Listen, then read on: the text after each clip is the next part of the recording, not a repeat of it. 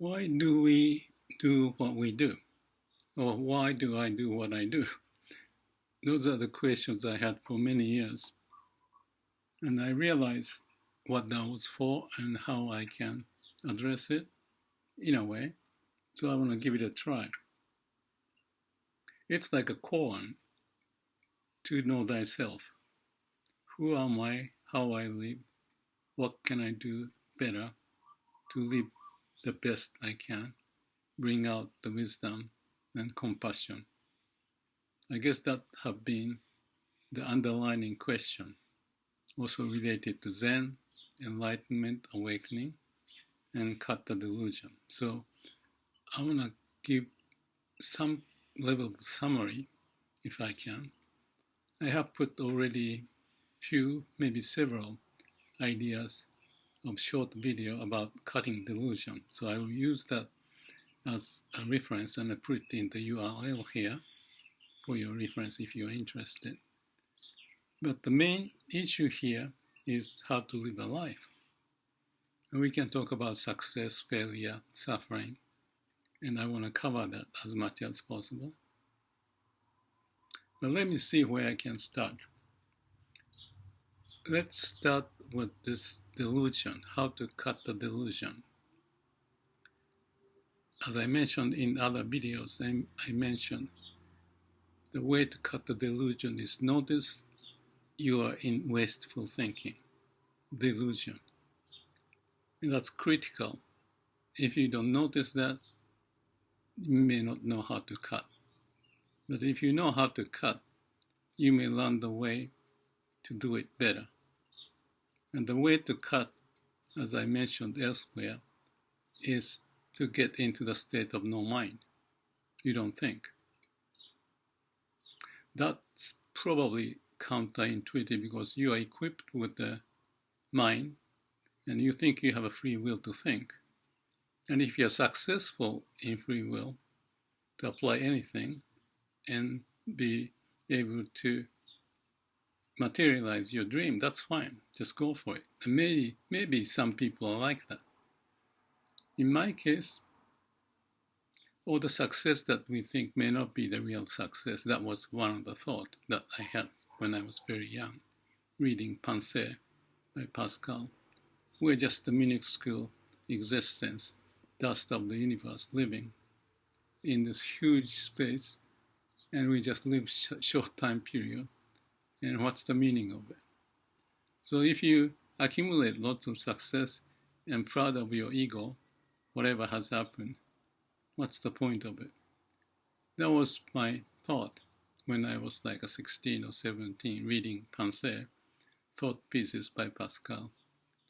That was related to Christianity, but I end up in doing more Zen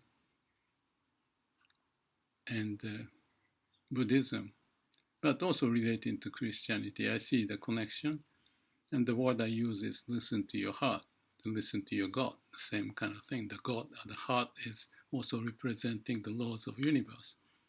So when we think why people do what they do, or why I do what I do, it can, at the source, is connected to the way of the universe, because the law of the universe is prevailing that we came on this earth out of dust of universe by the law of the universe and be able to talk and exchange ideas and all of that. So fundamentally, that's at the core or the heart, the origin of who we are, the law of the universe.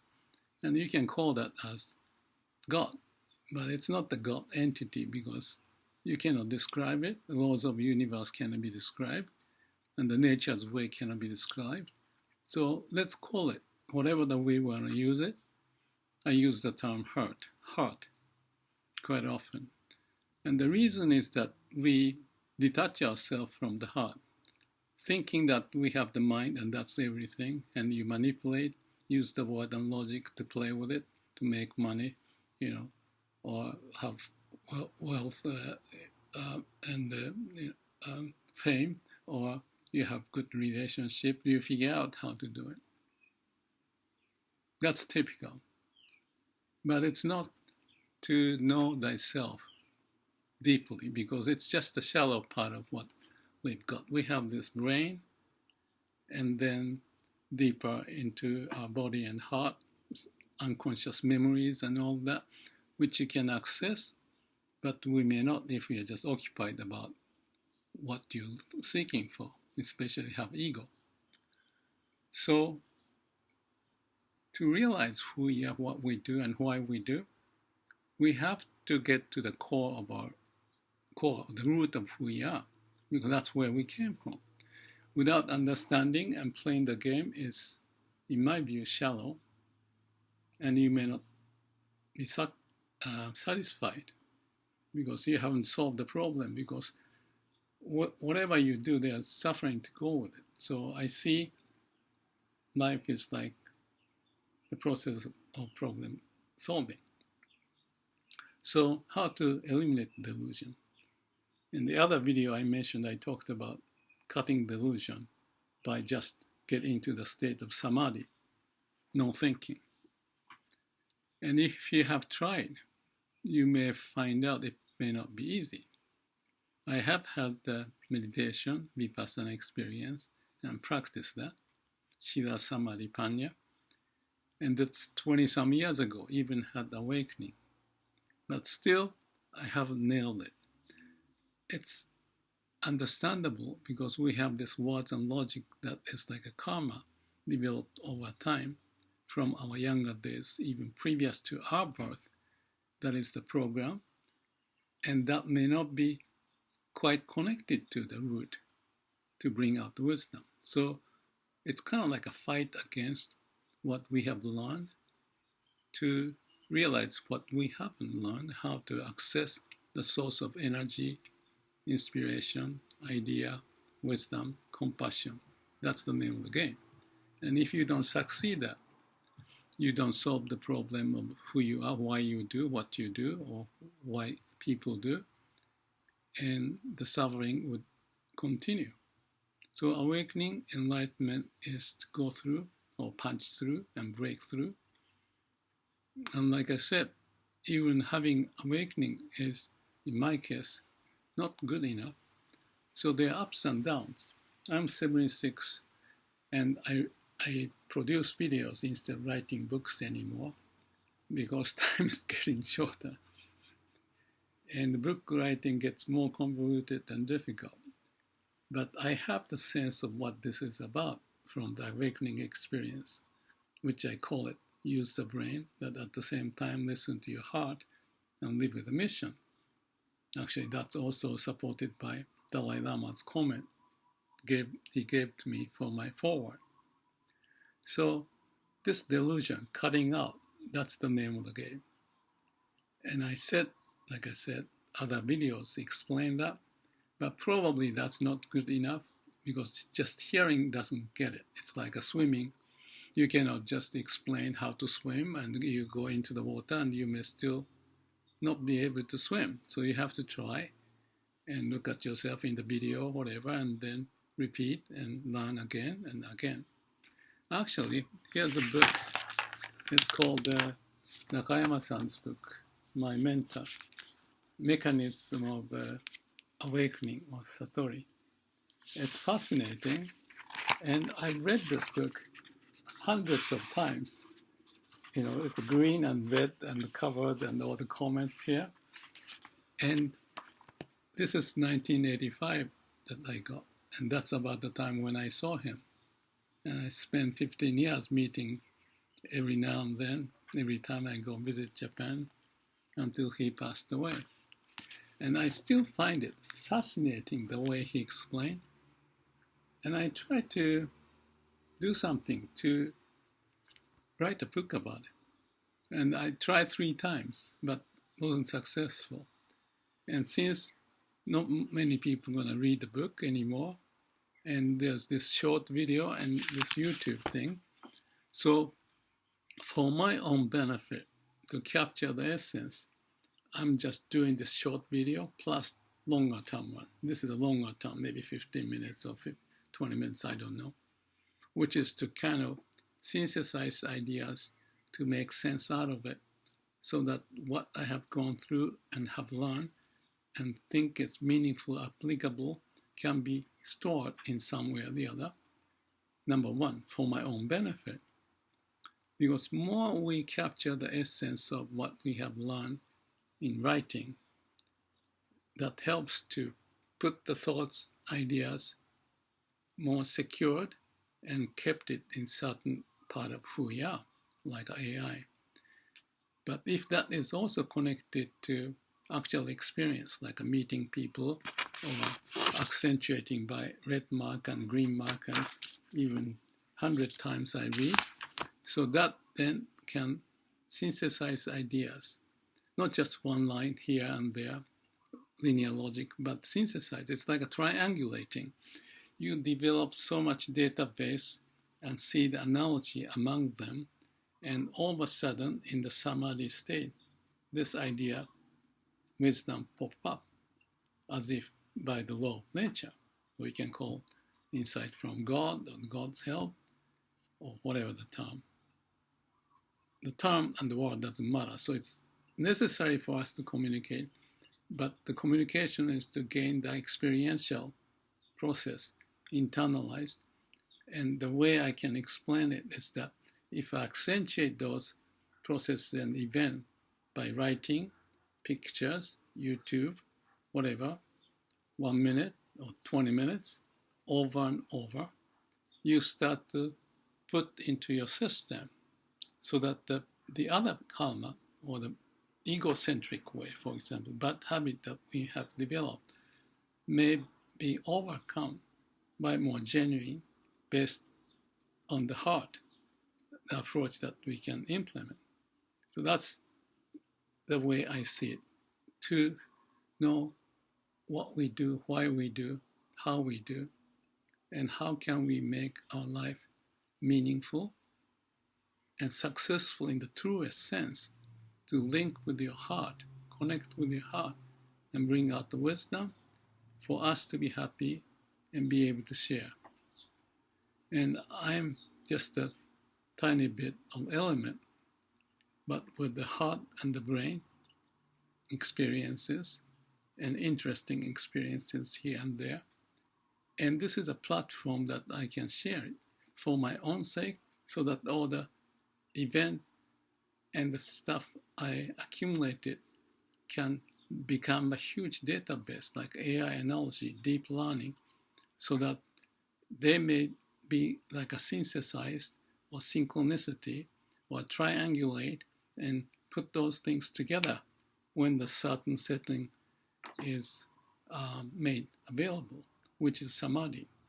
So accumulation of that and letting that to cook by itself, so to speak. It's kind of like the universe, the dust of universe have found a way of synchronicity, connection, and developed certain molecules put together to DNA, protein, whatever, to bring us on this earth. But we are in that same process, depending upon how the law of universe can help us. To help us, we shouldn't be just using brain and think our own ideas with an egocentric way, especially, then you are limiting. It's a narrow-mindedness. So to get out of narrow-mindedness, that was the point of delusion, cutting the delusion. And other video I mentioned is cutting the delusion has different ways to do it, but one way that I connected with this guy I met just a few days ago, that he is familiar with the tree branches and how the tree branches may grow every which direction, but it may not be healthy to have all of them, so that energy can be directed in a certain direction to achieve the mission of the tree, so to speak, to be happy with what they've got. So to help that, smart guy would cut the branches which is not useful, so that the fruit may bear and energy can be distributed into the certain direction than others. But if you cut the branches in the wrong way, the important branch, if you cut it, that's the worst case, and we can do that in our mind, that this is stupid, don't listen to this video, this is useless, let's just go back and drink, have drug, whatever. So that's one branch is overtaking the other. And if you choose the wrong branches and wrong way to cut it, then end result is that you may find it happy at the time, but the energy balance, nutrition, how it is processed and promoted to expand into the future doesn't work. So we have to be wise, and to be wise is to have the body, the source of who we are from the root, so that the energy can come out, and if there's a need, then this branch is unnecessary. Let it get off, cut it out, or the nature may do it so that the nutrition goes to the other direction. Or human brain can facilitate that. Okay, this is no good, so let's cut it.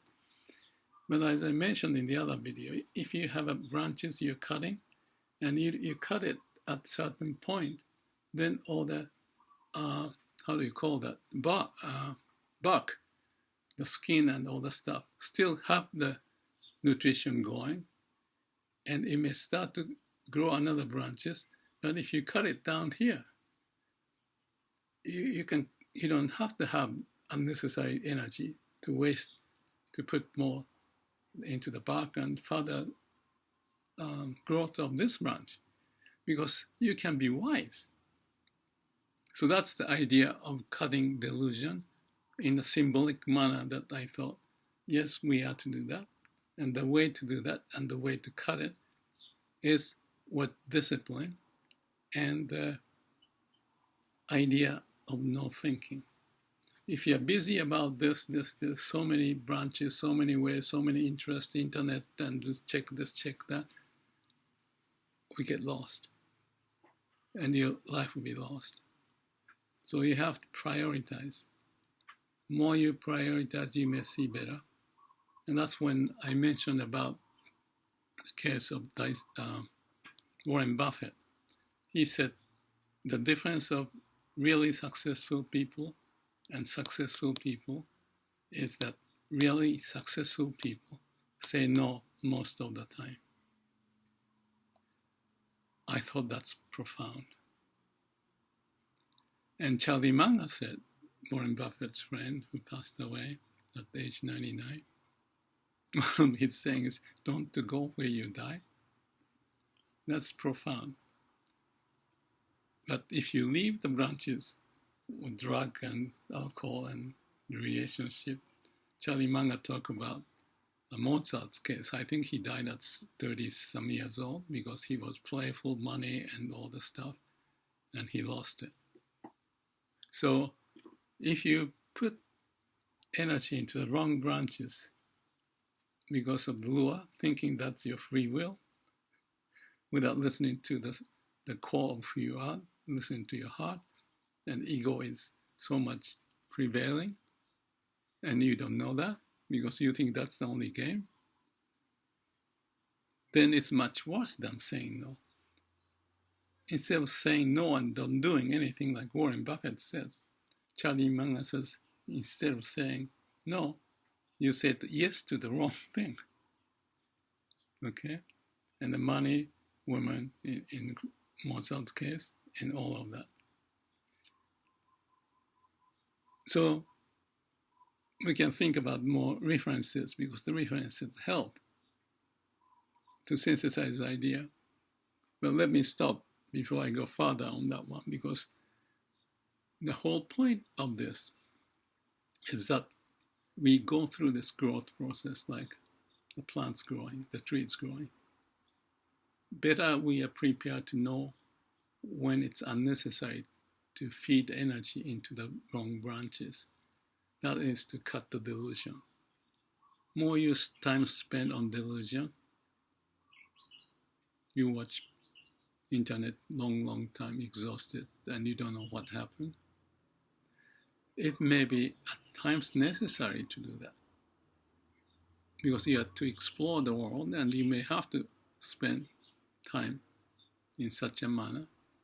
But there's always a limit. That's the middle way, that the tree doesn't go this way and this way. They just balance out. The analogy of a sailboat too. You just make sure that certain tack addressing the direction is important. Let's see if my computer, okay. So that's the journey, that's the process, that's Shila Samadhi Panya, to connect to the root. We don't have to use the term God, nature, or heart, but if you know the principle, you can relate to the Bible and whatever available resources. Like in my case, there are books like this that I have quite a few of them that I can triangulate and rediscover, confirm, and connect to the new idea and solidify. Therefore, the tree has a program, not just sucking up the energy, but directing in the direction, maybe using the frontal lobe so that to say no, or cut the delusion, or go to the Vipassana meditation course. Learn how to breathe in, breathe out, inner body sensation related to heart and the body, not just caught up in the mind. And then you may start to succeed. But there's always ups and downs. There's a lure of new interesting thing or unknown thing coming at you. So this is a process, I see, and the process as humans have gone through, and each of us may be doing the same in a different way, different skill, different branches, the shape and all that. Maybe some are more into the art or the finance or religion or sports or whatever that is. It's your choice. If you put the energy into the wrong branches, it's not going to help. Let's be wise. So it's catch-22. If you're wise, you don't do that. But if you don't, then you don't know how to find what's the wrong branch is. So it's just a middle way, kind of a balancing out act while in the sailing. But this is life, our real life. I'm 76. I have had the interesting life. But this subject is so interesting. I still waste my time, and I don't say no, or I get involved in too much watching this and that. But at the same time, I'm intuitive. My ears open, and I may see things better at times. So if there's anybody watching, don't believe what I say. It's just one experiment and the process that I'm working on, and trying to share what may be meaningful for me and perhaps for others. Thanks for watching, and if you have comment, please send in the comment column so that we can talk, share, explore the world and the life. May all beings to be happy. So that's the mission. Priority is the mission and the energy and the process, synchronization, connection. Just like AI may help us doing it, but it's our own life to make the best of it. Thank you.